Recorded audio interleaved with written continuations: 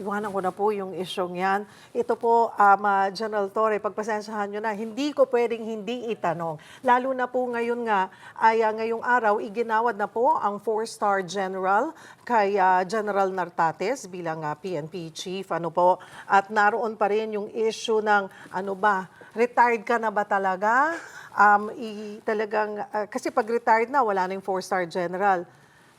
Ano po ang inyong reaksyon dito nga sa paggawad na ng palasyo kay General Nartates ng 4 stars?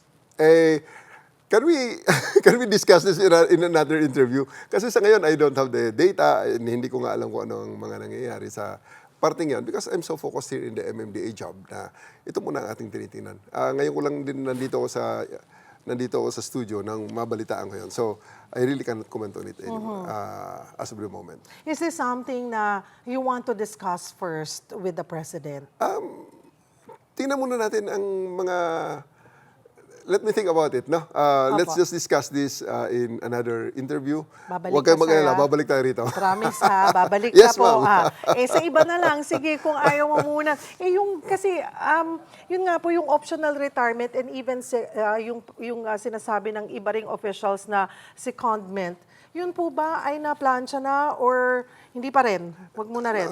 Huwag na natin i-discuss muna kasi ang dami ng mga opinions yan. I don't think my opinion here will matter as of the moment, no? Hayaan na natin sila mag-discuss yan.